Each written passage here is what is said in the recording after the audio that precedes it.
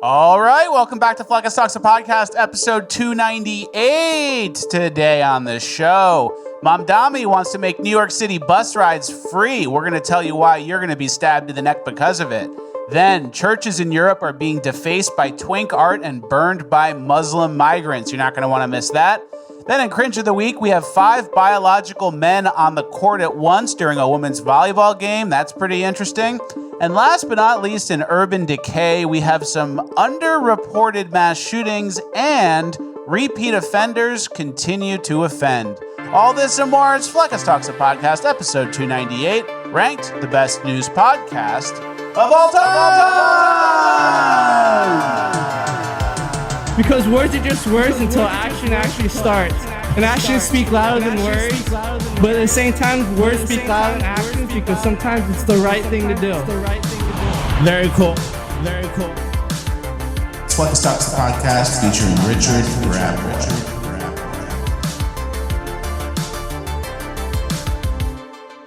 All right, 1 for 1 on the intro as always. Guys, bad news. Men's testosterone declines 1% a year after the age of 30. And even worse than that, men's testosterone levels are half of what they used to be 50 years ago. And testosterone is more than just your manhood. It's critical for mental clarity, mood, sleep, and overall vitality. But luckily, the patriots at Choq.com, CHOQ.com, have formulated a blend of natural herbal supplements that support your body's natural testosterone production. Just one ingredient in their male vitality stack has boosted free testosterone levels more than 50% in 21 days. And right now, you can get 25% off of your Choq subscription for life. Just go to Choq.com, that's CHOQ.com, and use promo code FLECKIS, and that'll get you 25% off on your subscription for life. You can cancel anytime. Choq is made in America, and their all-American customer service team is standing by to assist you. Go to Choq.com, CHOQ.com, promo code FLECKIS, or you can text or call them at 50-CHOQ-3000. That's 50-CHOQ-3000. Thank you to Choq for sponsoring. Let's get into housekeeping.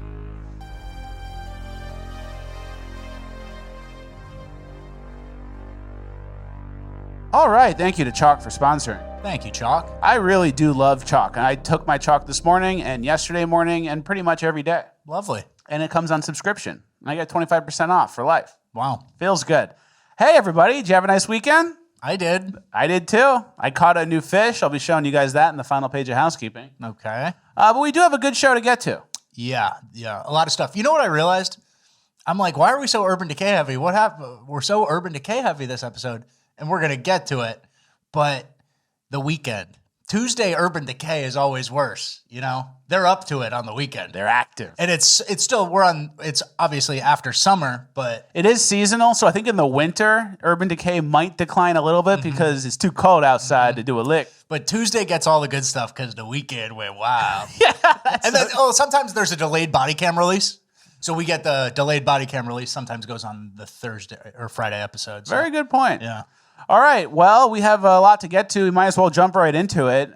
First, Letitia James, the person who went after Trump, the AG from New York, is now being charged with mortgage fraud. Yeah, she got indicted. This headline says the indictment of Letitia James and the collapse of impartial justice. It's pretty good. And then can you read that little blurb? The question raised by the prosecution of James is, would any other federal prosecutor have brought this case against any other defendant? The answer seems to be no. Except for Trump. Yeah. Except when he did it to Trump for his real estate loans, and the bank said everything was fine and there was no crime and there were no victims. Mm-hmm. And you took a bunch of misdemeanors beyond the statute of limitations and bumped them all up to felonies. Besides that, this is crazy. And so I'm going to do the thing that no leftist ever did. Is this retaliation? Is this political targeting? Yeah. We don't care. Yeah, it is. You ran out of goodwill, though, when you tried to hit Trump on everything that had no victims, was a victimless crime, according to that bank, who got paid their money back, right? So, but no leftist would have admitted that during the time of the political persecution of Trump before the election, right? They say no one's above the law. And we're not going to tell you that. We're going to say, hey, they probably picked her. They probably put a thumb on the scale and said, why don't you go after this? And if she did something, That's the thing. She did do something. And if you're gonna be the person going after Trump or like putting your hand on the scale, you need to be a choir boy. You need to be by the book. Steve Urkel. Yeah. You know what I mean? And so here, the feds claim New York State Attorney General Letitia James committed bank fraud because she got a 3% mortgage rate on a house that she said she'd use as a second home, but then she rented it out instead. So she should have paid 3.185%, a difference of about $19,000 over the life of the loan. Sounds illegal. Sounds super illegal. And then, you know what? I mean, in general, this is what a lot of people do. Across America, there's tons of mortgage fraud that isn't being prosecuted. In general, people say, oh, it's my second home or I'm moving there. And then they Airbnb it. Or I'm going to live there for the first 2 years to get an FHA loan, and then they move out, right? Mm-hmm. So there's a lot of fraud like this, and it's bad for America in general when people are house hacking or doing whatever. But the fact that she's getting like the world's smallest violin, I don't give a fuck, Letitia. Especially since she wrote this tweet herself. Can you read that? Yeah, when powerful people cheat to get better loans, it comes at the expense of hardworking people. Everyday Americans cannot lie to a bank to get a mortgage, and if they did, our government would throw the book at them. There simply cannot be different rules for different people. Can have different rules for different people. Go take your mugshot. They're gonna read that in fucking court. Like that's the funniest part. They're gonna read that in court to her. That's so good. All right, let's go on to our next story. Benny Johnson, a local here in Florida, he was threatened, and it was a serious threat, and the man who made the threats has now been arrested. But the media coverage of it has been a little weird. Can you read that headline, please? Yeah, federal authorities charge a man with sending a threatening letter to the home of a conservative influencer who has deep ties to the Trump administration. So the headline's not doing much denouncing of violence, but the thumbnail makes Benny Johnson look like the craziest individual. like he's mad. Or he's like still kind of the bad guy, or maybe he deserved it. Yeah. And then Benny had a tweet about it. Can you read that? He said, the left-wing terrorist who committed a crime by threatening to kill my family is simply called a man by NBC, but I'm framed as a conservative influencer with deep ties to the Trump administration. This is coded language by NBC to signal that my family deserved it. That's very true, and it's very unfortunate. Yeah, and a tip for leftists out there, you shouldn't threaten people in Florida. Florida really arrests people for that. Yeah. Like, it's the one state, like Illinois, you could probably send a couple of threats to Illinois. Yeah, and Fritzker go, whoa, whoops, he fell through the cracks, you know. But Florida actually comes and gets you, so. That's and this was some old fuck. He wasn't going to ever do anything. Good, go to jail. Go to jail. Everyone can go to jail. And this is the continuing trend that we've seen of political violence and threats and violent rhetoric from the left. We have another example here. Can you read that New York Post article, please? Yeah, New Jersey school board race shaken up by vile text attacking conservative mom and her body. This bitch needs to die. So this bitch needs to die. And it's a continuing trend. Yeah. And the takeaway is going to be that the violent language like this isn't disqualifying, AKA Republicans kind of deserve it. Yeah. And then when they get into power, do you think they're going to be fair to both sides? Absolutely not. Absolutely not. So like the fact that it's not disqualifying, we're seeing that over and over. Or, yeah, it wasn't good, but he could be the best for the job. Yeah. Keep an eye on that. And then it's also, you know, the framing whenever the leftists do something horrible, the framing in the media is Republicans pounce on Mamdami yelling the N-word. Yeah. Like, for example, it's like instead of saying Mamdami yelled the N-word on the subway, they'll say Republicans pounced after he did it. And it's similar to some of these, we'll see with the violent text messages. It'll be like Republicans call into question this guy. And it's like, lead with the text. What did he say? Very true. So, all right, speaking of Mamdami, yelling the N-word. Which, unsubstantiated as of yet. Allegedly. Yeah. He has a plan to make New York City bus rides free. And we'll start with what he said, then we'll get into some of the good replies we saw to it. Yeah, this was, I think, a New York Times or some sort of article about a year without fares, lessons learned from New York's free bus pilot program. And so this was a pilot program where there was like one free bus route per borough done to kind of study the effects of it. And Mamdani said, we've already seen the transformative impacts of eliminating the fare when we won and implemented a historic fare-free bus pilot on one line in each borough. Ridership went up, assaults on operators went down, and people saved money.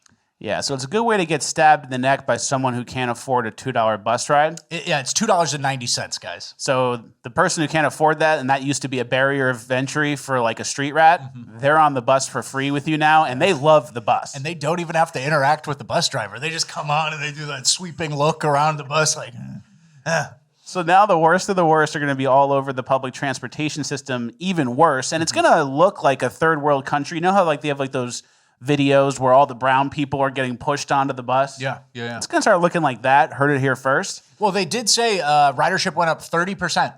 So they're stuffing them like sardines. Yeah, and you know who takes advantage of that. And we have some really good replies I thought were very insightful. Yeah, Roman Helmet Guy said people were assaulting bus drivers over the fare, so we fixed the problem. Oh, you locked up those violent psychopaths? No, we just removed the fare. Right? And then another one. Well, somebody said assaults on operators went down, but questioned, have assaults overall changed? Like they're now just moving their targets on like the bus driver isn't my problem anymore. I'll go to the single mom. Somebody said the type of people that would commit felony assault of a driver over a $2 fare are now allowed on the transit for free. That's the point you were just making. Yep. And one piece of the article said 44% of riders took the free bus for errands and leisure, allowing them to more freely contribute to New York's economy. And then someone said the funniest part of this article is the suggestion that folks who struggle to pay $2.90 for a bus fare are now meaningfully contributing to the economy in the most expensive city in the world. Yeah. So that's the point. Like I couldn't do anything before, but now I'm spending thousands out there. All right, can you read the last one? Well, this is about the fare operator or the bus operators. By eliminating the fare box, riders did not need to interact with bus operators, interactions that were often the source of altercations. And it's like the source of altercation is not that you have to talk to the bus driver. It's that you didn't want to pay. And he stopped you and said, you have to pay. And then it's... Yeah, the source is like, yeah. So basically, though, I was talking to Fleckus before the episode, and I said to him, you know, I'm not necessarily against free bus rides or free public transports in cities because, you know, it's a good use of taxpayer money in general, but you kind of need to be ethnically homogenous, have very strict rules on the buses, be policing them heavily. No crime. And then basically not be able to afford it, not be in a huge deficit, not be spending $5 billion on illegals, not be spending $5 billion annually on the homeless in New York.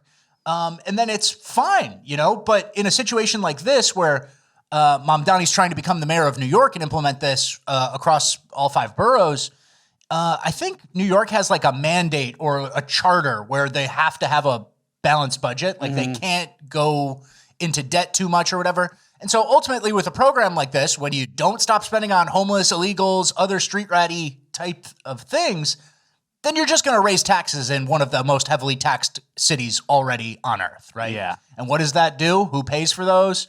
You know, the economically literate, the people who are successful, and ultimately they'll just move to New Jersey or something. Yeah. And so it's a good idea for like a country like Norway. Like Burlington, Vermont could probably get away with this. Well, we left bikes out and you just take them when you need them and you return them. That's what I'm saying. But the current state of New York, I just don't see it financially and without raising taxes. You know, every major city in America is at this like razor's edge between taxes and what they're spending on and the stupid leftist spending. And so if you want to Indiana Jones swap stupid leftist spending for more productive leftist spending, I'm happy to kind of entertain that, but I don't think that the reality is going to match the utopian goal that they have in their mind. It's called That's Not Where We're At. Yeah, we're not there yet. And then last piece of the Mamdami section, he got caught with some campaign money issues. Yeah, Mamdami mayoral campaign took in $13,000 in illegal foreign donations, records show. Which is interesting because I'm pretty sure George Santos had some election donation issues. And he's being like tortured in solitary confinement now. Is it the exact same? Maybe not. No, it's not. It's not. George Santos like embezzled shit and bought like luxury designer shoes and stuff. I think he had some OnlyFans purchases, maybe committed identity theft. But anyway, nice point there. But he shouldn't be tortured in solitary. Certainly not. But Mamdami, this is just kind of, it's not about he's being funded by foreign money because his campaign issued a statement that they'll, of course, return any donations that are not in compliance with CFB law. But it just shows you who's out there. The foreigners really want Mamdami to win. Very And I true. think one was his mother-in-law or something from like Uganda or from Dubai. Very nice. All right, well, that's the end of our Mamdami section. We're moving on to a mini little job section, job section for a certain group. Black women jobs are down. Yeah, this is from an article from the New York Times. Black unemployment is up due to cuts to the federal government and DEI. Job losses are concentrated among black women in HR departments. And Hanania says, amazing that an entire section of the economy is a jobs program for one demographic group. That is very interesting, and I wonder if these black women now who are out of a job might be interested in a little H-1B hate. Can I interest you in some ethnic resentment, ma'am? Welcome to our A side. free bus ride to some ethnic resentment, ma'am. Yeah, this should. And then do we have some context here? Nothing crazy, right? Yeah, just basically he summed it up. Job losses are concentrated among black women working in professional services such as human resources. So a lot of those are the DEI jobs. According to Ms. Wilson's analysis of federal data, a hiring freeze and mass layoffs in the federal workforce, which have continued during the government shutdown and now exceed 200,000, have also fallen disproportionately on black workers. And you know who loaded them up? Who?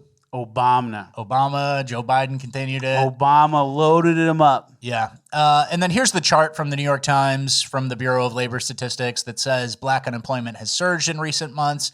It's always higher than average, but it jumped even as the rate for other demographics remained level. So that's mainly federal and then DEI, which, I mean, they're both good. Like, I'm not thrilled or like dancing on black women's graves, but most of the DEI jobs, yes, I am. If you were some sort of DEI HR role and you no longer have a job, get the fuck out. I'll dance on that grave. But the federal workers, like federal employees are notoriously not that productive. And they make a median wage that is notoriously higher than the private sector for equivalent work. So, you know, that's taxpayer money being wasted. And so I'm not shedding a tear for any of this, but we would like to welcome you to the foreign-born worker hate because they are occupying jobs and homes that you could have. Very true. All right, let's move on to our little Israel section. Nothing crazy. We're not going to harp on it. Okay. But first, Glen Beck was doing a speech, and then he had Q&A after, and here's one of the questions he got. Israel has an overwhelming lobby over the United States government, and we have unconditionally supported them. We have fought their wars in the Middle East. Bibi Netanyahu came to our Congress in the 90s, told us a list of countries that we need to take out. Some were Syria, Iraq, Iran, Libya, etc. Through those wars, we have lost trillions of dollars. We have lost American servicemen. We're lobbying everybody else. And they will... No one's clapping. No one's clapping.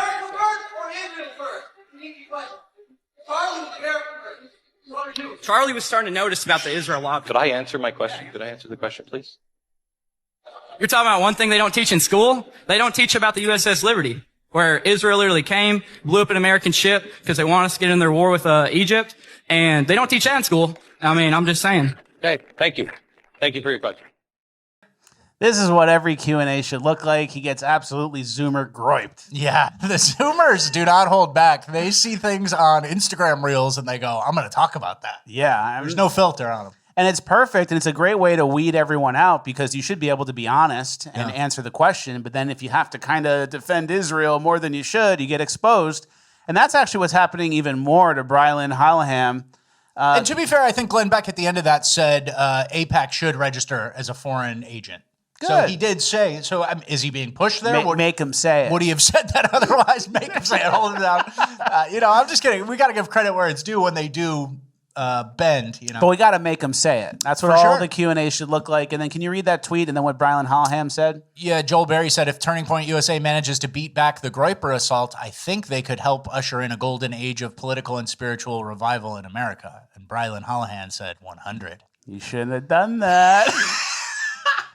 Now, every question you get at your Q&As after your speech is all going to be about AIPAC. It's going to be about immigration and demographic change, and you won't know how to answer it. And then you'll eventually stop taking Q&As, and then you'll prove that you're not for the free market of ideas. Yeah, That's how it goes. It's an easy cycle. And we've seen that cycle before. If you were older than 18, you would know about that cycle. Yeah. And then, you have to be plugged into the computer to understand. Like the kid's not plugged in. He just has like old GOP talking points. But if you were actually online and consuming and looking at the clips and seeing where the movement's headed, you'd go, oh, this is a strong movement. You have to acknowledge it, get behind it, or get ran over by it. Yeah, what do you think about foreign influence in the United States? He glitches out and goes, no new taxes, like Reagan talking points. It's not going to work, right? I'm all for legal immigration. Yeah. We're a melting pot. And then Dinesh D'Souza, hate to see us lose another one. He was good. He had good documentaries. He was a smart guy. And we apparently lost him. Can you read that tweet? He said, pro-Israel, Trump, Rubio, Ben Shapiro, Mark Levin, Ted Cruz, Laura Loomer, me. Anti-Israel, Tucker, Candace, Ilhan Omar, Steve Bannon, Mamdani, Marjorie Taylor Greene. Interesting configuration, isn't it? And all he did was add 2 Democrats to the bottom list. But if you take the 2 Democrats out, the bottom list is way better. Tucker, Candace, Steve Bannon, Marjorie Taylor Greene. It's a pretty good list. And up top, it's like Ben Shapiro, Mark Levin, and Ted Cruz. Like, people are done with those people. Yeah. And all he did was add 2 Democrats. But you could have added Democrats to his list and said, oh, Jerry Nadler. Yeah. Totally. Oh, what does it look like? Chuck Schumer, Jerry Nadler, and then your side sucks. So he's playing a weird game that I don't like to see either. And then speaking of Jerry Nadler, he accused RFK of being anti-Semitic. Can you read the tweet and then his reply? Yeah, RFK said children who are circumcised early have double the rate of autism, and it's highly likely because they're given Tylenol. And Jerry Nadler says, this is an anti-Semitic remark. I call on all my colleagues on both sides of the aisle to clearly denounce it. But doesn't that make sense? You get circumcised and they give you a baby Tylenol and then Tylenol's bad and it fries their brain? And you get zapped and you're an autist. But then Jerry Nadler says this is anti-Semitic, but 65 to 80% of American males are circumcised and there's only 2% of the population that's Jewish. Yeah. So it has nothing to do with Jewish. Yeah.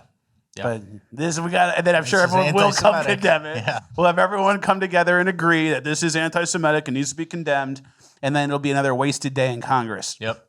All right, let's get to our next story. This is maybe my favorite story from the Israel section. Okay.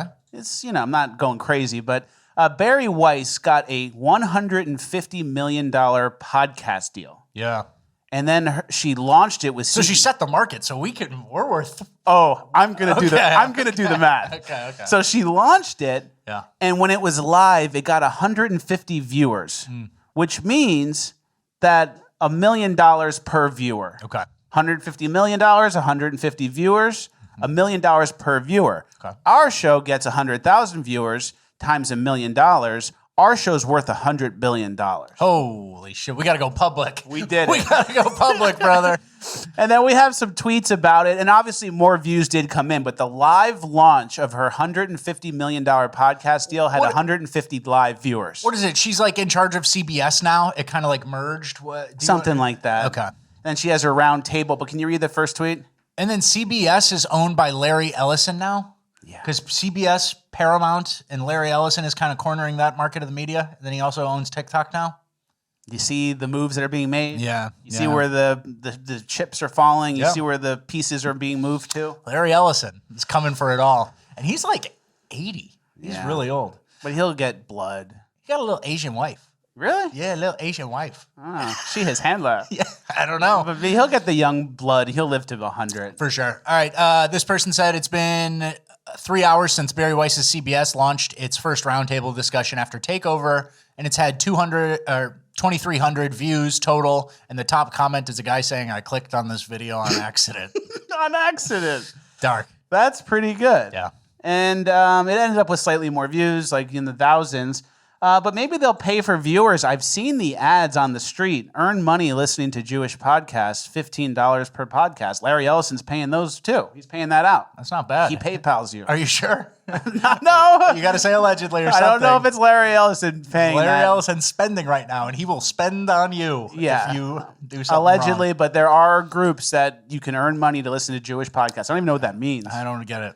And then also, before we move on, do you see that Susan Rice and Hillary Clinton are the first guests? No, I didn't. That was who the roundtable was with. Okay. Kind of gives you a hint as to who's involved and who's in on it. And where CBS is headed. Yeah, but it's good to see they have no poll. They can't get organic views. They'll maybe pay for some bot farms, and they'll get like 100,000 views and 50 comments. Yeah. But they really can't fake people caring about their stupid shit. Yeah, for sure. Which is the key. We're still in our Israel section. There was a Charlie Kirk ad put out by Newsmax. Yeah. Charlie Kirk loved Israel. Find out why. See Charlie's story on Newsmax. So that's weird, right? Yeah. And I've been done with Newsmax ever since they buckled on the 2020 election fraud stuff. So I'm not really a huge fan. I don't know if they've been bought or what, but they're doing this Israel first shit too. They have a whole like Today in Israel section on their show and on their social media. Newsmax, seller of Newsmax. Okay. And then someone had a good tweet that replied. Can you give that a read? Yeah, very normal stuff here. Just an American magazine buying ads to convince you that a guy who was assassinated 1 month ago really, really loved Israel. And we all know what It's a zoom out. One of those zoom out and go, what's happening here? Yeah. People are trying to fight back against the narrative, and they're paying for Newsmax ads using one of their assets. And then don't forget the tweet that Charlie tweeted days before he was killed. Or the telegram message, The telegram, yeah. He said, Jewish donors play into all the stereotypes. I cannot and will not be bullied like this, leaving me no choice but to leave the pro-Israel cause.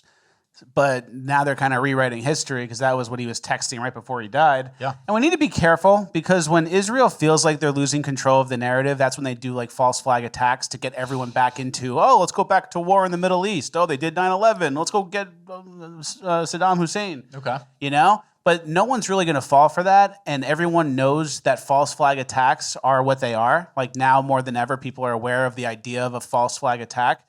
So to get us to go be back on Israel's side, they're really going to have to do something drastic. Well, like nuke an entire city. Well, don't you personally believe that October 7th was some sort of stand-down order? Yeah. So they're just off the heels of a false flag, if that's what you believe. But I don't think they closed the false flag department. Okay.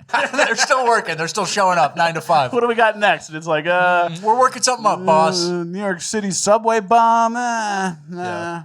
All right, well, that's the end of our Israel section. Let's move on to our ICE and Antifa section. It's a little lighter. Things are, they're not calming down, but it's nothing too crazy clip-wise.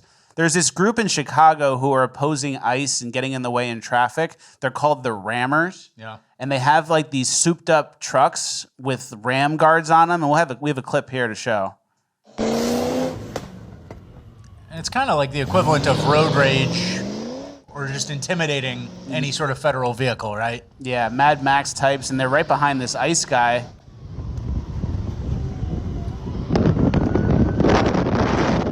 We get it. They have like the grill guards, and they're going crazy. And that's basically what happened when ICE had to shoot that woman. Mm-hmm. Like, this is kind of a look into what led up to those events when they said they got rammed and boxed in. So that's something. Put them in a self-defense scenario. And right? even in that clip, everyone's breaking the law. They're on the wrong side of the road. They're going through red lights. Yeah, of course. You can't get those guys. So keep an eye on that. And then I do have, unfortunately, feelings that things in Chicago could kind of escalate. And like once gun fighting happens, it's going to get pretty ugly. Okay. I don't think it's going to de-escalate. I think there's going to be some escalation, unfortunately. Okay. Next, there's a reason to not be blackpilling. Yeah, there's the picture. It's a journalist who threw something at police, and that's why they were arresting Fat woman journalist. Fat woman, and there's a different angle where her ass is out, her pants are down, real pig shit. And she's like, what's your name? She's like, blah, blah, blah, I work for WGN. Like, she's begging. But yeah, ROG Nationalist said, Customs and Border Patrol are putting fat female journalists in the Boston Crab, and you're blackpilling. That's so good. Holding the neck up. It's like a Hulk Hogan The move. Boston Crab. Love to see it. Yeah. And then this Antifa confronted somebody. I don't know where it happened. Do you know who this is? No. Okay. But we see the end result.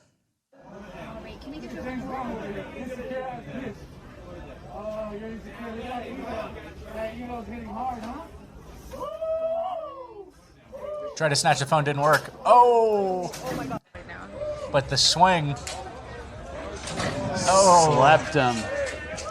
Well, that's what you get, Antifa. Yeah. One of those, he hit first, or I had the right to, it was self-defense. I don't care. Happy to see you get knocked out. Allegedly. Yeah. So if someone's holding their phone and then you swipe at the phone, but you don't touch anything, did you do anything? Maybe attempted assault. I don't know. Like, say we were in a... I think all the crimes need some sort of result. Like, my phone's broken, or what are the damages? My hand's hurt. So if there's no damage there, maybe you could get away with it. But like, if we were getting into a fight and I swung at you and I missed, and then you hit me. And I can swing away. You can swing away? Of course, yeah. I can swing away. You don't need to get hit first. Yeah. Okay, let's get to our migrant section. You ready? Yes. Let's do this, Chill, brother. chill, Fletch. Let's do this, brother. Chill, Fletch. All right. First things first. The new CEO of Coors Light, banquet beer? Molson Coors, yeah. It's going to be foot beer now. Molson Coors names new CEO who got his start at the company in Golden, and it's Rahul Goyal will be the new CEO. He's an Indian. So foot beer, that's all I have for that. Yeah, or massive outsourcing in the tech department. We need watchdogs when someone like this gets in. You know, we're at the point of, we were talking about it with FedEx recently. Actually, we covered that in Bonus Land a couple of Bonus Lands ago. We did a whole deep dive into FedEx and how they do all their tech with a certain vendor now, Accenture, who a VP is married to there. And it's all very Indian-centric. And so you're able to watch these companies in live time, see what they're up to, and Coors is one to watch, right? Yeah, FedEx basically did that where they had Indian executives and then everyone became Indian. Yeah. All right, next we have an Indian trucker who's up to no good. Is this Indian for sure? It's in Indiana, so I can see how you might have gotten confused. Take the A off, Indian. Yeah. But this is a trucker driving the wrong way down a highway, and we're just highlighting the trucking industry is still in trouble, guys. Yeah. The CDL and the whole industry in general. Yeah, this was a tweet. An insurance executive told me that he expects new trucking and brokerage policies will forbid hiring non-domiciled CDLs. Quote, it's all over. So that's a huge thing. Very huge thing. Yeah. And that's forthcoming, right? Yeah, so that's what's coming. And there was another clip we saw where a guy said that ICE is like all over these truckers. Mm-hmm. And he was driving in Indiana right near Chicago, and he was getting stopped, and they're stopping every single truck. So that's good to see. Yep. All right, next we have another Indian scam. This is in Canada. We're kind of moving on to, about to move on to our abroad section, but this is an Indian scam that happened in Canada. Yeah, 8 men were charged after over $400,000 worth of stolen mail was recovered during search warrants in the Malton area of Mississauga. Peel police say removal from Canada is being considered for some of the accused. The investigation led to the arrest of the following 8 men who now face 344 combined charges in relation to various property crime. And it's Sumanpreet Singh, Gurdeep Chatta, Jashandeep Jatana, Harman Singh, Jazanpreet Singh, Manroop Singh, Rajbir Singh, and Undarpijit Singh. A lot of Singhs. A lot of Singhs. The Singhs are not great. And we've talked about this trend before where there's like a vulnerability and they see the vulnerability as an opportunity. So this is like stealing people's mail or something. Yeah. Credit cards, anything you can use to steal someone's identity to get to the next step of theft. And it's like the mail's just in the box. We could just go to the box and take it all out. It's a high trust society exploit, right? Exactly. Like, if we just go door to door, nobody guards it. They're off at work, right? Yeah. Very true. All right, our next story from our migrant section, we have an illegal immigrant who killed somebody in a hit and run where they fled. And wait till you hear how much jail time they're getting.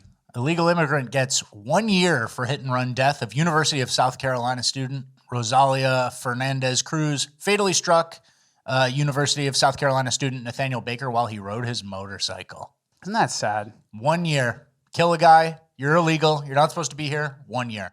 And ICE was looking for him too. Mm-hmm. And he kills a college student and he gets 1 year. I don't understand that. Joe Biden. And he left. He fled the scene. Yeah. So it's like a real... Probably drunk, Modelo, real trash shit. All right, let's go abroad for our migrant section.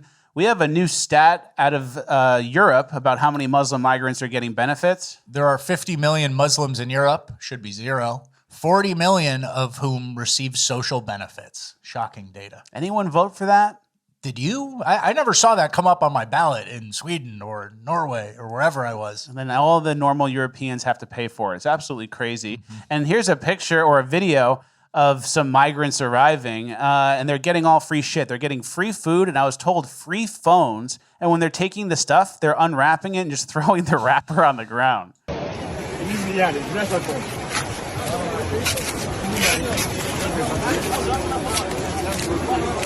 So those are phones that they're unwrapping? Some of them are unwrapping food. Some of them are unwrapping phones.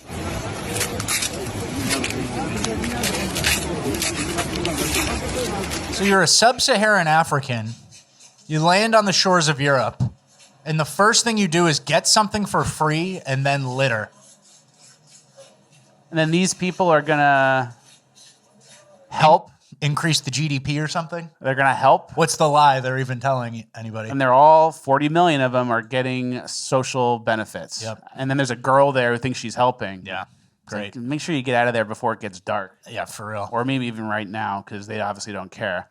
And then we have a graph here about how in Denmark, the contribution from migrants is not helping at all. Yeah. And we have a Lauren Chen reply after. Yeah, this is Denmark average net contribution to public finances. And Danish origin obviously make an impact. Other Western immigrants always make an impact. And then the MENAPT immigrants are a total net drain throughout the history of their lives. And that's, I don't know what that acronym is, but we actually covered this chart once before. So the chart's Middle East, North Africa, something, I think. So those are the bad migrants. You guys know. You know them when you see them, those type of migrants. The ones that have dead eyes and they try your door. Middle East, North Africa, something. Yeah. And then, so the graph is basically like the contribution. So in the middle of your life, from like age 20-something to age like 60-something, you contribute more than you take. And then when you get older... You're a taxpayer. You have a job. You're an effective man, And then when you get older, you get like a Social Security type equivalent. Those migrants, they never go above the line. They never go, as a group, they never reach productivity. They just take. And can you read Lauren Chen's reply? Pro-migration activists will say it's complicated. Meanwhile, the graph shows the clearest cut evidence that Middle Eastern and North African migrants are net drains on host countries. Very sad. Yeah. And then we have some crime stats. This is out of the UK. I was interested to see, because obviously there's a ton more crime now. I was interested to see how much of the crime is being solved, and it's pretty crazy numbers. Based on the latest UK Home Office data for England and Wales, year ending March 2025, crime charge / summons rates, which is a proxy for solved, vary by category. Overall, victim-based, 6.3%. Violence, 6.3%. Sexual offenses, 4.2%. Theft, 7.3%.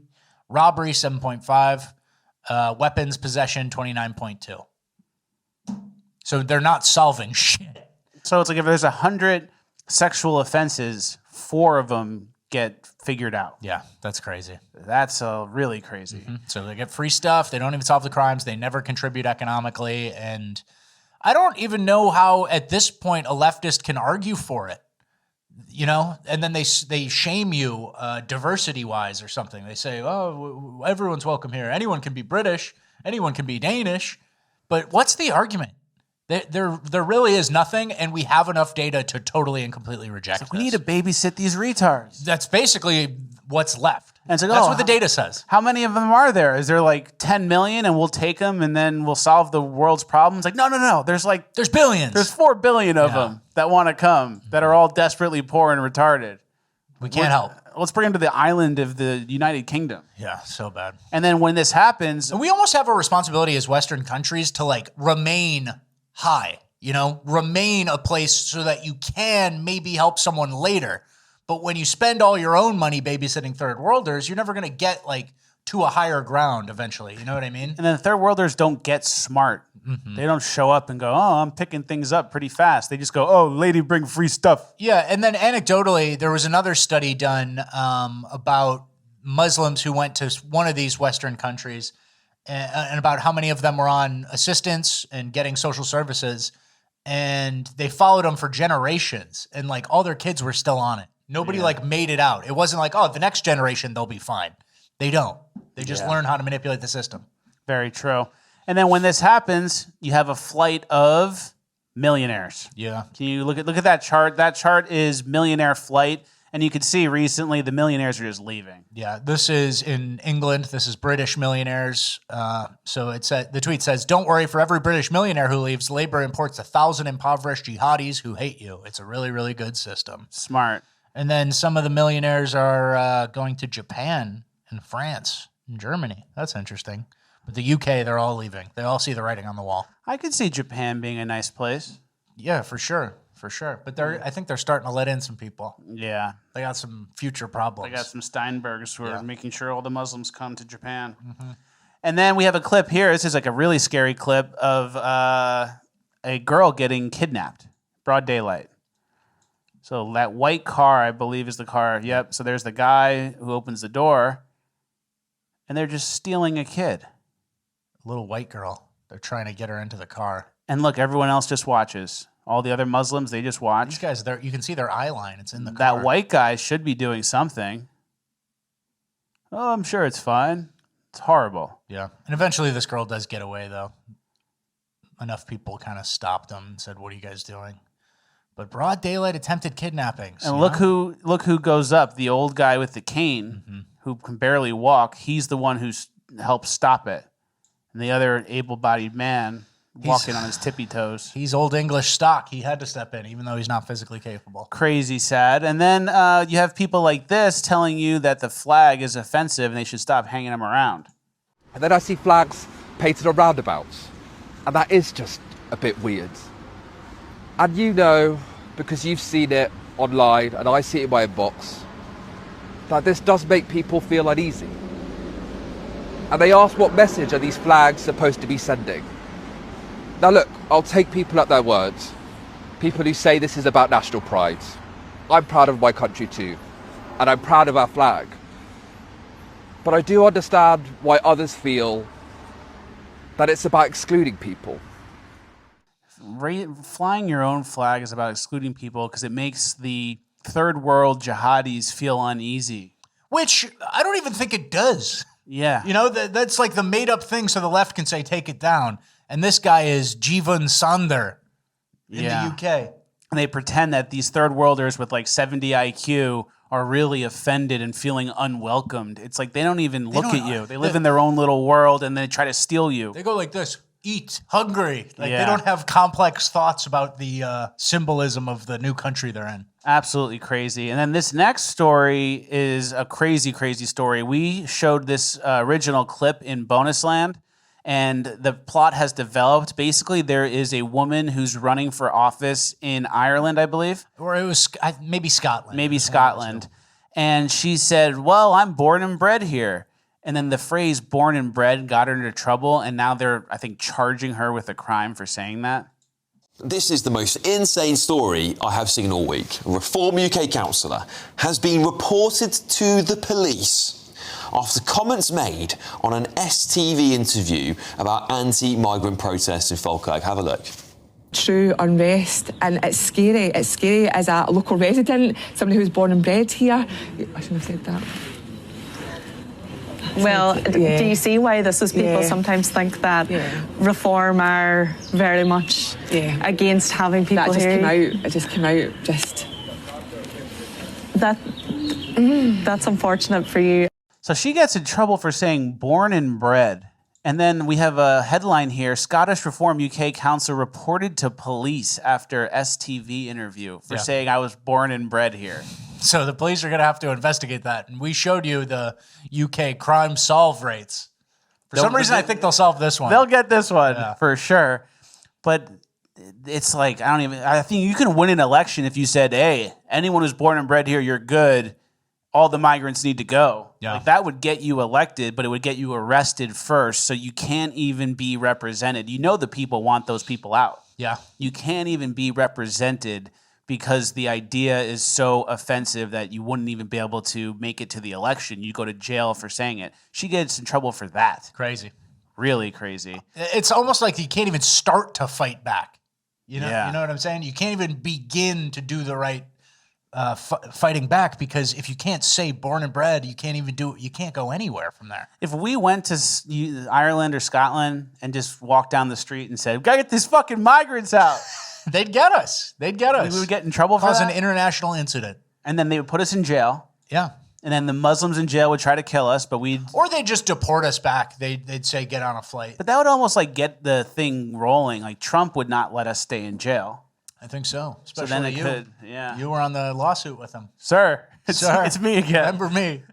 All right, let's get to our fighting back section. We have a couple clips here of people fighting back against the antisocial migrants. This first clip is from a French bus. This migrant attacks a girl, and then he gets dealt with.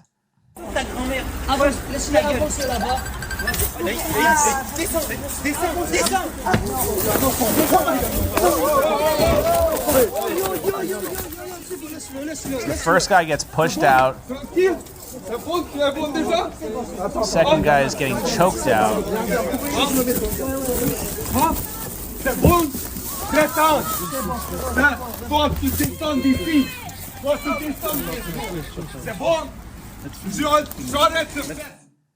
He's going to jail for that. Yeah, I don't know. Hope not. Hope not. But people fighting back. And then this next clip, this guy is like a gypsy pickpocket type, and these guys get him.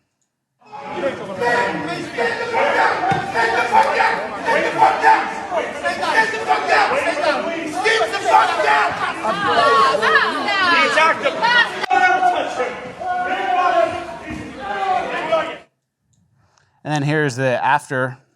I'm here with the pickpocket we just caught. I'm the captain now. I'm the captain now. I'm the captain now. Say hi. Say hi to the world. No more stealing. No more stealing. That's pretty good. Yeah, so American YouTubers are now just beating up gypsy pickpockets on European soil. I mean, it's a start. We got to start somewhere, We got to start somewhere, and Americans can pop it off. So that's good to see. We're now moving on to our final page of housekeeping. Before we do, I just want to let you guys know we have a 30-minute bonus land episode dropping tomorrow at 11 a.m. We're going to be talking about Tony Blair's plan for digital ID. There's an aggressive cop section where cops are kind of just doing whatever they want and handling business. There's a gross Indian subway worker that we're going to show you. And then there was a shooting at PetSmart because a woman didn't say thank you. Those are just a few of the clips we're going to be covering in tomorrow's episode at 11 a.m. So fleckistalks.com is the website. Please go join now. And we're heading into the final page of housekeeping. Tickle and juice. Okay, that's good You know enough. what to do. Pickle the toast, juice the algo, comments again, all the good stuff. Let's get into the final page. I'm going to cook a little bit. First things first. Remember last episode, Spirit Airlines behavior? Yeah. Turns out the Spirit Airlines behavior took place on a Frontier flight, and then Spirit Airlines emailed me. Yeah, Spirit Airlines correction request. Hi, I'm blank, and I'm reaching out from the Spirit Airlines communication team regarding your latest podcast episode at X Post. That video did not happen on a Spirit Airlines flight, as the Daily Mail reported. Can you please correct your YouTube caption and X Post? So that's pretty interesting. That Spirit Airlines emailed me. And we do technically have to retract. We do technically. So that took place on a Frontier flight. Have to say sorry, yeah. But the thumbnail stays up because Spirit Airlines behavior is not limited to just Spirit Airlines To flights. specific incidents. It's emblematic of a broader type of It's a behavior. certain type of behavior that happens on an airline. It can happen on any airline. Yeah, it can even happen on United. It's rare, or Delta. But Yeah. yeah. So we're not going to retract that. So we are sorry, but we're not going to retract that. And you guys are going bankrupt. So if you want to come waste money on legal, Don't fucking tempt them, buddy. I'm You're getting too cocky here. Well, I'm kidding. I know we're valued at $100 billion now based on the Barry Weiss podcast calculator, but we do not want a lawsuit. We don't want a lawsuit. And in the spirit, if there is a problem, you can message me directly as you have been. Yes. And good. And we want you to stay open because we need you to absorb all the urban people. So my flights when I fly JetBlue are normal. Absolutely. So thank you, Spirit. Let's move on. It's a containment airline. Yeah, that's a good point. Next clip. This kid just makes a good point. Does anyone else find it odd that $200 billion is spent on cancer research every single year, and the only thing to show for it is a 75% increase in cancer deaths since the 1990s? It kind of seems like a lot of people are getting rich off this cancer research thing. It's true. Good point. Yeah. That makes a lot of sense. If his data is correct, which I trust you checked. Yeah. Everyone's getting cancer, and it's all from all the chemicals and poisons and all the rotten stuff. Okay. All right, next. This might be the most important clip of the entire show. They caught a mermaid in a net. He's twisting. Easy now, easy, whoa. Christ, look at her Don't grab face. it, man. Settle. We're not going to hurt you here. Net's slipping. Pull it in. Easy, girl, easy. Just breathe, all right? Breathe. Oh, she's twisting. Easy now, easy. Okay. So some people might think it's AI, but it's in the net. Yeah. How do you explain that? You guys want to hear some inside baseball between me and Fleckis for the podcast? We were arguing about something, and it was getting heated. Nothing serious, but I was like, fuck you, like that type of thing. And he goes, For that, I'm sending this to the podcast. And he sent me the stupid AI mermaid video. To make him download it. Because he knows it'll piss me off. Stupid, waste our So time you think shit. it's AI? Yeah, buddy. It's not AI. All right. Well, I guess we'll see. Yeah, we will. We'll see. We'll see. All right, the next clip. This clip is actually really important. You guys know about chips and the computer chips? Yeah. This guy explains how they're For the made. AI revolution, the boom that's been happening, and NVIDIA and all that. And then I'll get to what it really is, but this is how chips are made. Why can't the US or China make the machines that make chips? Like, the two countries fighting over AI both can't make the machines that make AI chips. And I'll keep it non-technical, but it's literally because it is insanely hard for 4 reasons. Let's get into it. First, you need a very specific type of light that's higher energy than all the light we see because it's good at printing on silicon. But this light is a diva and causes a ton of problems. Just to make it, you have to snipe molten droplets of tin with a laser, hitting them dead center to make the light. And the droplets are smaller than the width of a human hair. And you have to do this 50 to 100,000 times per second with no room for error. And this is the easiest part. Now that you have the light, you have to put it on the right spot on the chip to draw all the patterns. Normally you could use a lens. If you've ever burnt paper with a magnifying glass, that's exactly what you're doing with the light from the sun. But this light is a diva and no material exists that can act as a lens for it. Since you can't use a magnifying glass, you have to use a bunch of mirrors. But these mirrors have to be smoother than the width of an atom. If the mirror was the size of the entire planet, the tallest mountain would be the height of a credit card in thickness. And there's only one company in the world that can make these mirrors. But since you lose a little bit of light from the mirror each time, by the time it hits the silicon, you've lost over 99% of it. So the droplet sniping thing has to be 50 times hotter than the surface of the sun. And it gets better. Third, while the mirror sniping stuff is going on, you have to move the chip so it prints onto the right spot at up to a meter per second while keeping nanometer level accuracy, which doesn't sound crazy. But if the chip was the size of a plane, it would be like moving the plane with precision less than 50 times smaller than the width of the smallest human cell, which is a blood cell apparently, all while moving the plane at 300 miles per hour. To emphasize this, because my brain could not understand how ridiculous this is like landing a plane at 2 times normal speed and having the exact spot where the wheels touch down be precise to within 50 times smaller than a human blood cell. And this has to be synchronized, but it gets even better. Remember how the light is a diva? Yeah, it gets destroyed by dust. So you have to remove all the air, which puts it under pressure. Like the science demo where you put yourself in a vacuum sealed bag so you can't move. So this is under pressure equal to the weight of 170 cars on top of everything else that's going on. So that's why the US and China can't do this. Isn't that crazy? That's insane. And that's alien technology. I know I don't want to take it to aliens right away, but you're taking like a rock and making it have a brain. You're taking stuff like from nature and you're making it have a brain. And it's like, oh, humans invented this. We had this light that runs through 8 mirrors twice as hot as the sun in a vacuum. It's like no one came up with that. Yeah. And apparently there's only one company in Germany that has the machine that can make these chips. And I think that company made a deal with aliens because they think they've been around for like 60 years. Oh, okay. So I think that's how it happened. All right. But they gave rocks a brain. Aliens and they gave rocks a brain. I'm like, wow, that's very complicated. How could that possibly have happened? And you say aliens and rocks a brain. Yeah. And then you also say the mermaid is... Well, the mermaid's a joke. That was But AI. this is real. The mermaid's But AI. now this is real. That was real because that's real. It's aliens and... Well, gave a rock a do you brain. think human innovation happens like that?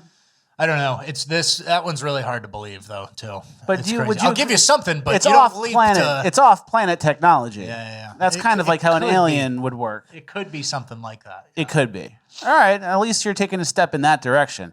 All right. Last piece of the final page of housekeeping. I caught a massive snook over the weekend. Look at that. That looks good. Isn't that a good catch? That's huge. That's a big one. Yeah, that is. Nice work. And then you guys know Mr. X, my friend, right?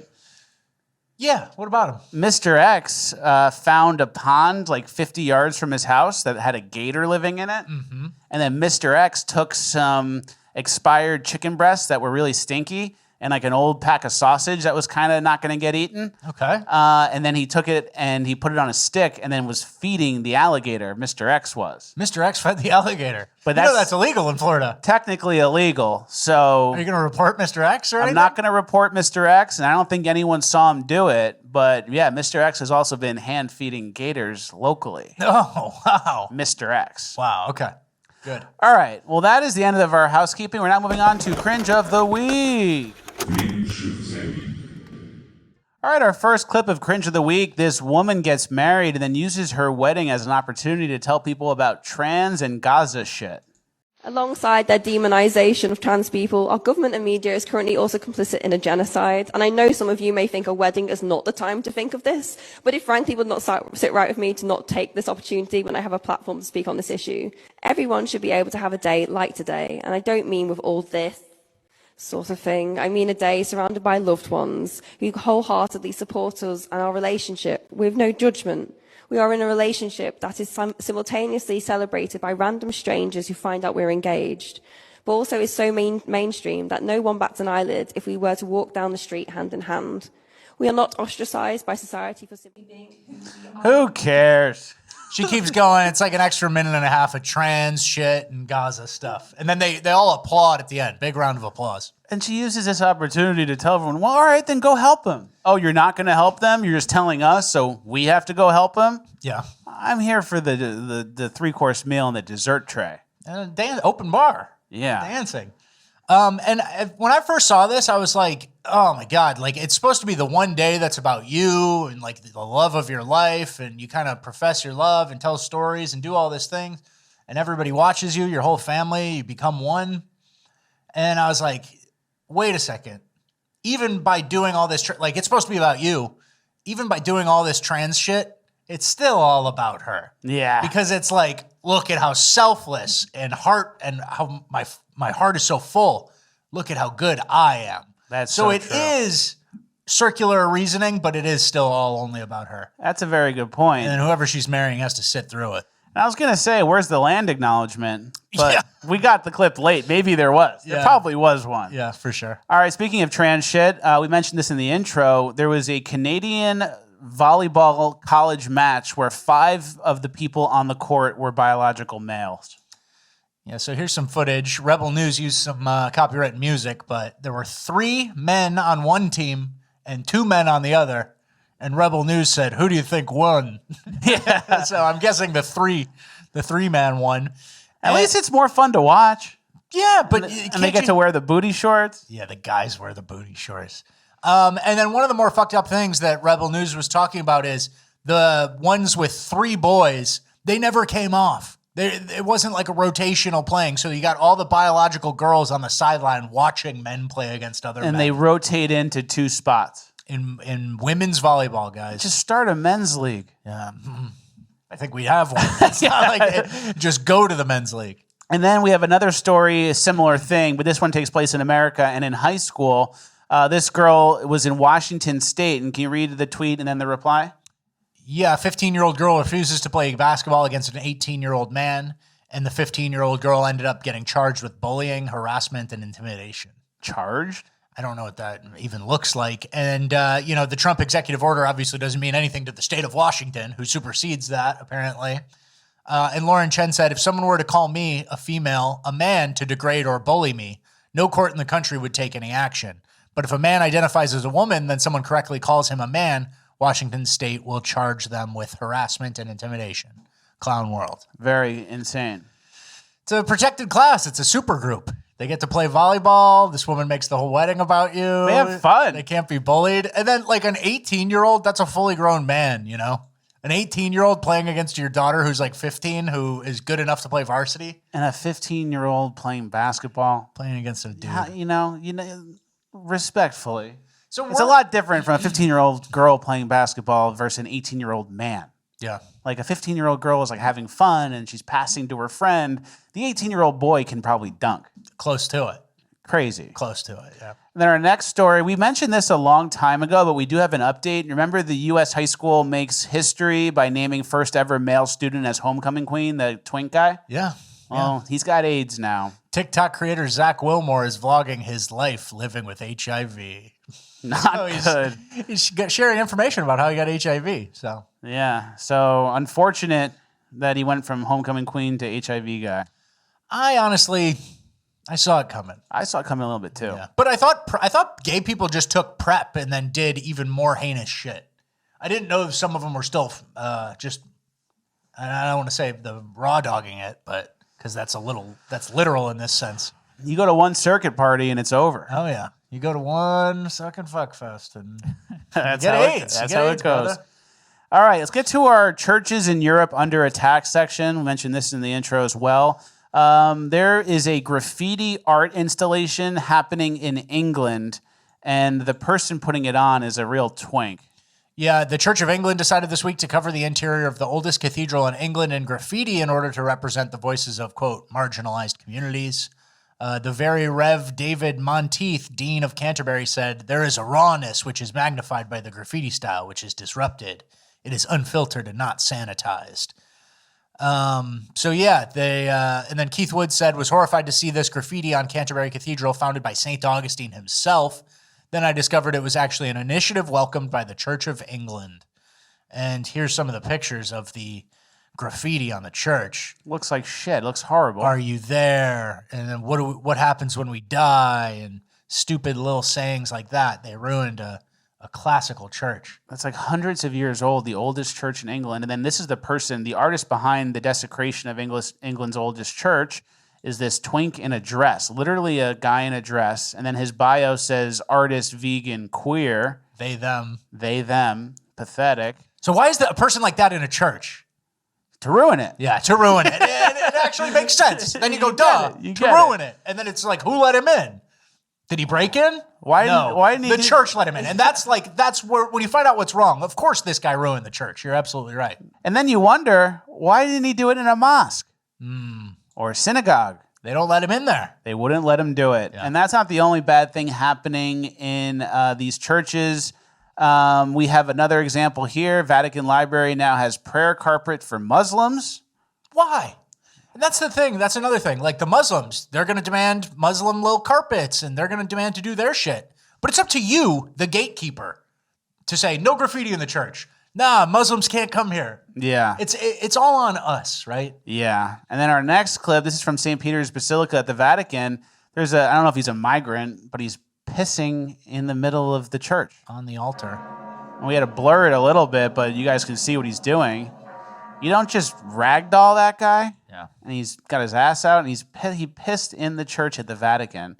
And that's not the only issue. We have a 400-year-old church burned in Bernaga, Italy. Look at this. Burned to the ground, 400-year-old church. I'm assuming a migrant did it. It's got to be. It's got to be, dude. Has to be a migrant. Very sad. Doesn't survive 400 years of Italians. Yeah, and then all of a sudden it's burning down. And then someone made a good point. They showed this picture and said, it's time to break the glass. In case of emergency, break the glass. The executioner cloak. It's time to break the glass. Yeah. All right, well, it's up to us. They're desecrating our churches. But it's up to us. You are the adult in the room. It's up to us to stop migrants. It's on us, you know. Of course, the freaks are going to try to do the freak thing. The Muslims are going to Muslim. It's up to Americans and Western Christians to be the gatekeepers of what's acceptable and not. Especially considering... Too many subverting us from within. So many subverting, and then everyone kind of thinks that the government's supposed to protect you, but like it doesn't, and it actually goes in the opposite direction where it's like allowing these things to happen. So you really do have to protect yourself. Totally. And live in a community where you can protect yourself. All right, well, that's the end of the cringe. We're now moving on to urban decay. All right, our first clip of urban decay, we have some fent zombies, I believe, in San Francisco, but might just be California in general.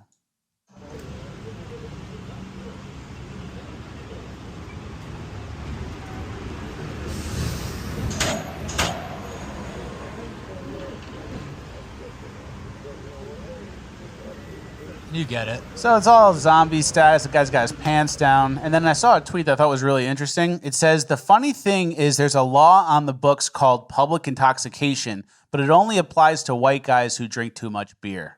Did we just give up on that law and say anyone can be actively on fentanyl on the streets and there's nothing we can do to stop it? They can do it in groups as large as a football team. You can shoot up fentanyl, but you can't open a beer. And like, this is not public intoxication. It's textbook. You're folded over with your pants down.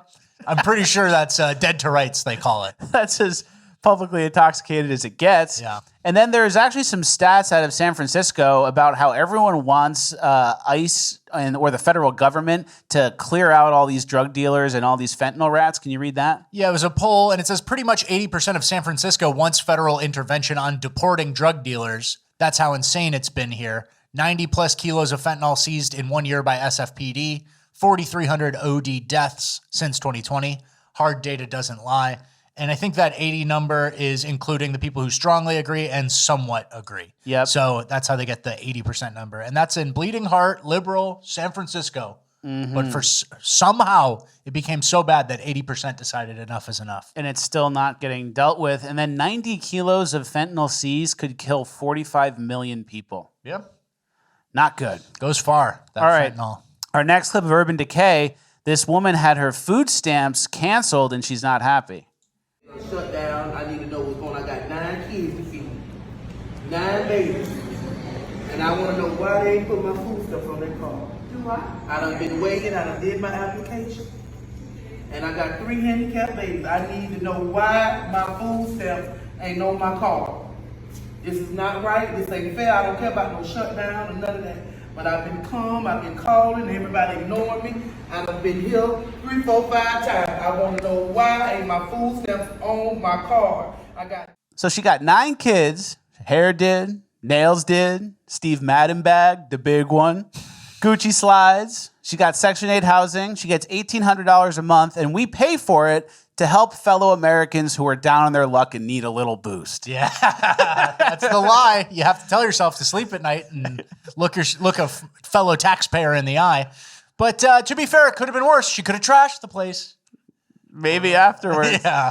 Yeah, that's a good point. And then apparently 2 million people had their food stamps cut or significantly drawn down in the last few months. Yeah, and the longer the government shutdown goes, the more speed bumps you're going to see with that. It kind of varies by state, but if it lasts longer than a month, then people's cards won't get refilled. And I think there are staffing issues now where because of the shutdown, people aren't able to like make changes or take you on or off, things like that. So expect some more DMV type or wherever the food stamp office is. Brawls, complaints, whatever. The big Urban Decay is going to be packed. The big Steve Madden bag. Yeah. All right, our next clip, this woman gets arrested and she escalates with the police and it gets kind of ugly. This happened during a school pickup. You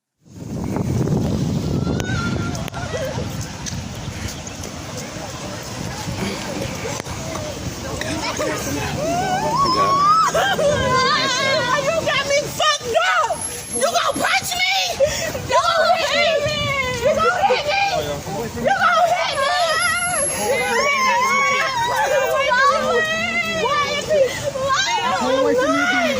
You got somebody I can call? No, please, please. What's her number? What's her number? What's her number? 707. Hey, you hiding my arm! 707. You hiding me!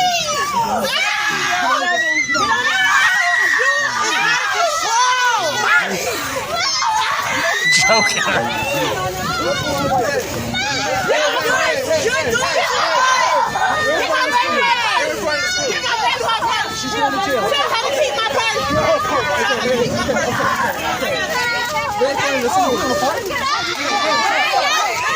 Oh, now she punching.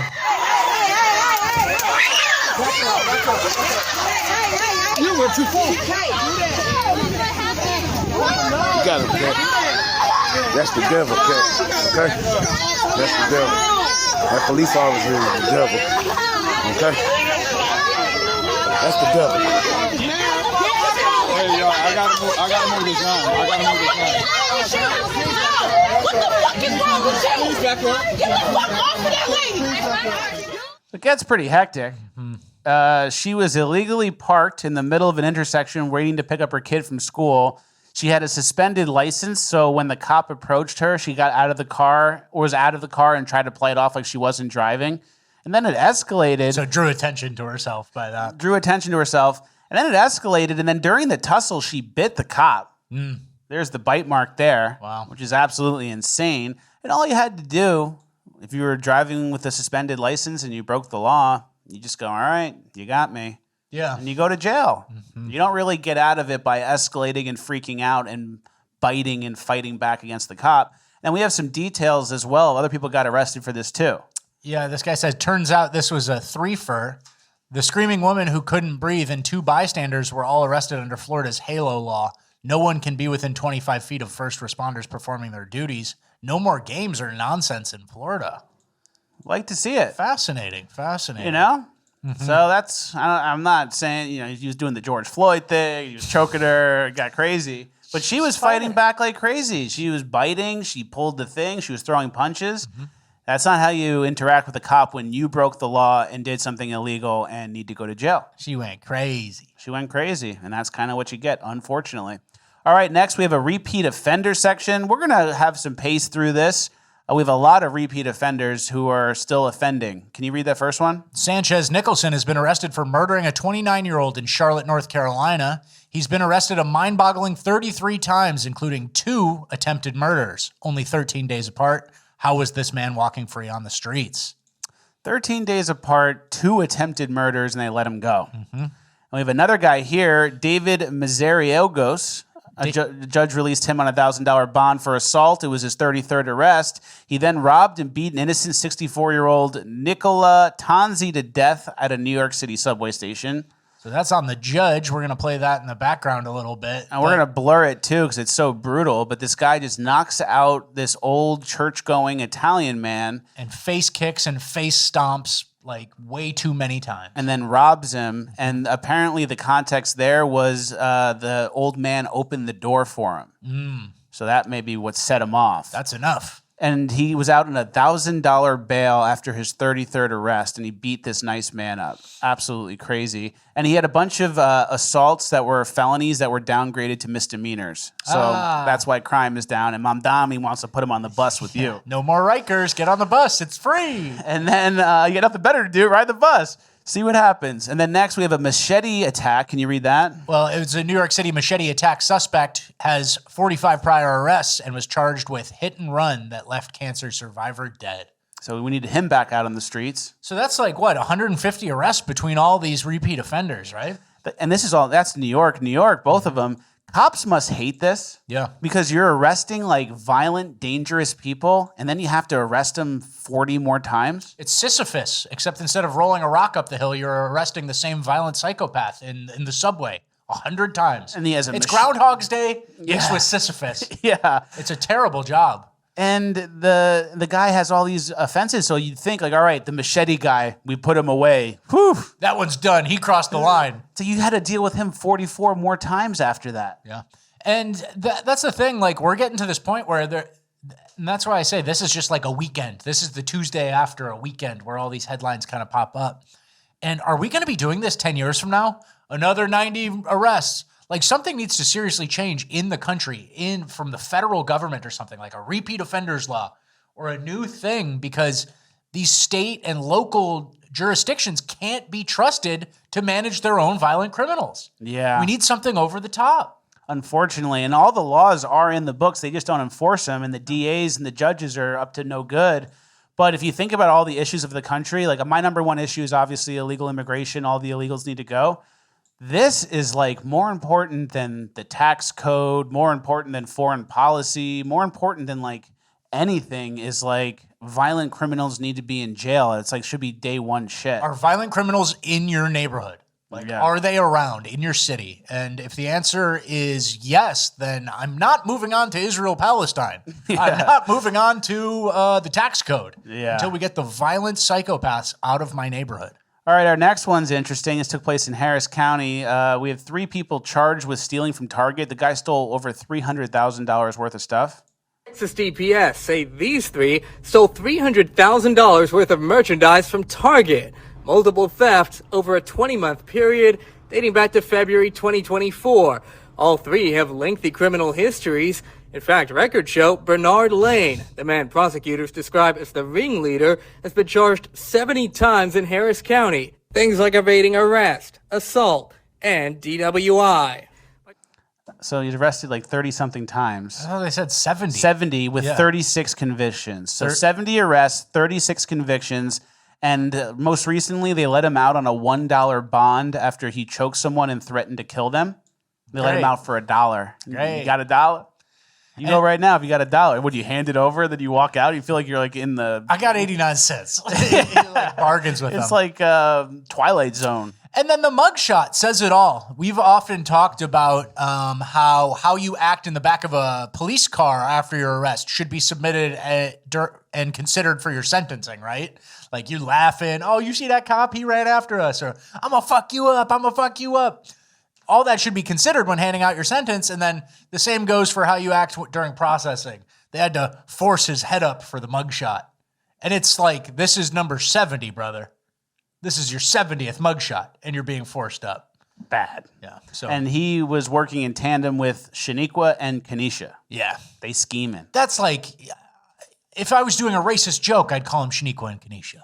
Yeah. That's just reality. So am I even funny if I'm just choosing the obvious names? No. It's not even we hard. We gotta get better. We gotta make up new names. Yeah, it's hard. It's hard being racist these days. It is. All right, let's move on to our unreported mass shooting section. We're going to go fast through this, but it's the same idea. Yeah. Everyone talks about school shootings. Everyone talks about, like, oh, white people and their guns always shooting places up.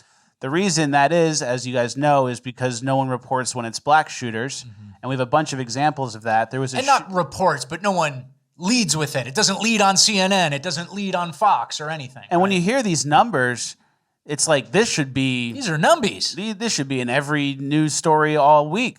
Can you read that first one? Yeah, 20 shot, 4 killed after Leland High School homecoming game ended in Leland, Mississippi. Police have no suspect and have not released a description.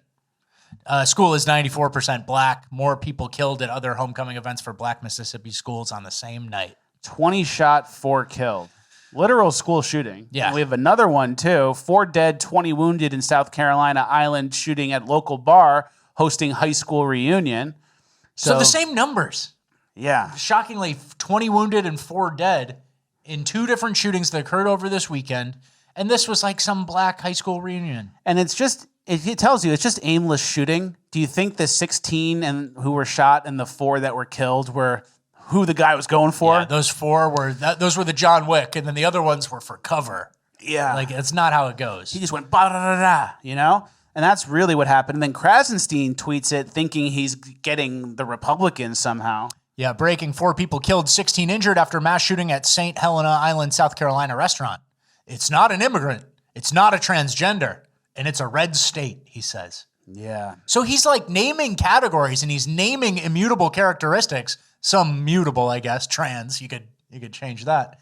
But he would never, ever, ever say black. You're close. Yeah, you're close, Kratz. So which group did it? You're naming stuff, so you have to whittle it down and actually pay attention. But then he says red state as if it's like it was the Republican. Yeah, as if it was John G. Voter, and he just punched his ticket for Trump, and then he started pow, pow, pow with a revolver. No, man, it's a sideways shooter like this, but he would never say that, right? Yeah, It's crazy how, like, it would never occur to me to lie like that or, like, obstruct truth, but he just does it so easily. Krasenstein. He's a little rat. Yeah, he's a little rat. Steen. He's a rat Steen. And then our last clip, this happened at a high school football game. Shooting breaks out and everyone flees.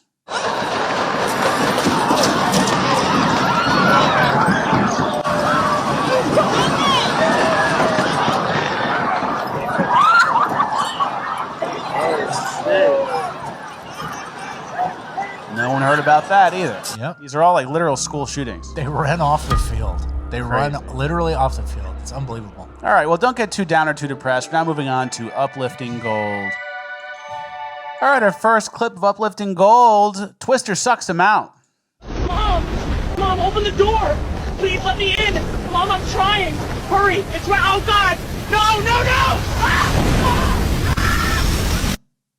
Twister sucks him out. You're letting too much AI ruin the show, man. No. We need to have our credibility. Well, we know it's AI. I know, but Twister sucks him out. That's what it looks like. Oh, Did you ever see the movie Twisters? Oh, The whole for movie one. was that. It was all fake. Oh, for one. Let's move on. All right, next, you were ordering food and something happened to you. Yeah, can I get 2 quarters? First, would you like the meal or just... Whoa! Oh my God, the floor! AI again. He fell through the... Sir, hold on. Don't move. Liquid's everywhere. And he fell through the floor. AI again, and then the loud TikTok sound at the end. It's funny. AI is funny. Okay. How many more of these are AI? I hope none. Okay. I think that was it. That was my little AI section. Next, this dog gets locked in the car, and in order to get him out, the owner pets another dog to make him jealous. So they're trying to get him out. And he knows how to work the window, right? Yeah. He knows how to move the window up and down. And then she brings up another little yappy chihuahua, and he gets jealous. And he opens it. And it worked. That's uplifting. Yeah, that's good. And that's not AI. Thank you. There you go. Okay. Next uplifting stat, wokeness is dying. Yeah, further indication that wokeness is waning worldwide in recent years. Net wokeness among younger people. And it says race differences are due to discrimination, like if you agree with this. Special treatment to blacks. We spend too little on blacks. We should let in many more migrants. And they're all reached their top in 2020. Feels good. Is the local top, yeah. Love to see it. And then there's another Swedish one that's about environment/climate and gender equality, and they're all dropping too. So that's uplifting. Feels good, man. The game is kind of over. And, if you can't replace the woke people, like I feel like some people just age out of it. Like some people have kids and they're like, yeah, I was dumb. Like a millennial woke, yeah, I was dumb. And then Gen Z is a different battle. Where Gen Z is already heckling Glen Beck or Lindsey Graham or something. They're on some different shit. Yeah, that's true. So it's good to see it spring back in the other direction. Very true. All right, next we have a clip from Kai Trump, Trump's granddaughter, who did a vlog with him, and she asked him a fun question. Is there a dream that you're still trying to chase, or have you reached all your dreams? You're asking questions like you're a television com. I thought I was just going to come out and play around the golf with you. I want You're asking questions like I'm on television. Yeah, no, look, you become president. That's a dream, right? Yeah. Can't. I don't think you Now you can, no, you dream now you want to be a great president. Yeah. Now you're president. Now your dream is to be a great president. That's nice. That is nice. He doesn't really ever answer the question, but he doesn't have to. That's an answer. I think that's an answer. That's pretty good. Yeah. Next, I saw a funny meme of Trump standing. This is from a while ago, but I just thought it was funny. Can you read what it says? Oh, he's in the stance. He's in that like lean forward stance. And this guy says, the nigga looks like he's about to float towards the scent of a freshly baked pie. Yeah. That's so good. That's a good meme. All right. All right, our last clip, the Pure Americana clip of the week. This guy's ad is Holler and Squall. He's like a young kid who likes old fashioned. Gilbert Wang, and I'm from Kingston, New York. Yes. Upstate New York in the house, and the most dapper one here, yeah? Thank you. Break it down. Tell me what you're wearing. A vintage Italian suit jacket, 1940s dress trousers, a shirt I made myself, and a cap by Thomas Farthing. Yeah, tell me about the shirt and tie combo. I chose to wear the shirt and the necktie together because the pinks are the same-ish, but different, and they work together. I love it. And then you have this lapel pin from Dandy Wellington. Yes. Vintage styles, not vintage values, correct? Yes, I'm a big fan of Dandy Wellington. Big shout out to Dandy. Let's rate the fit. Isn't that nice? Kids got hobbies. Yeah. Hate to see him get bullied for it, though. No, I know how young kids are. Yeah, They're gonna have but he's up to something, and I bet he'll get like 1 million followers, and that's cool to kids. For sure. That's true. That's true. You can overcome it now. Yeah. All right. Good to see a kid with hobbies. Another Fluckus Talks in the books. Thank you guys for watching. Like, share, subscribe, all the good stuff. 30-minute bonus episode dropping tomorrow. So if you guys are thinking about joining, now's the time. Massive backlog of content. 30-minute episode. No AI slop. No AI slop. Guaranteed. Wednesdays and Saturdays, the 30-minute extra episode is dropped. So please join and support the show. And we will see you tomorrow.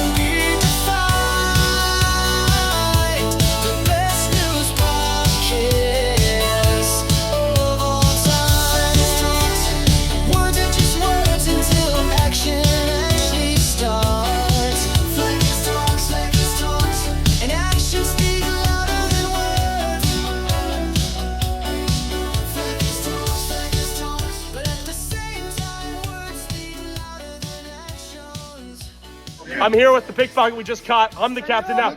I'm the captain now. I'm the captain now.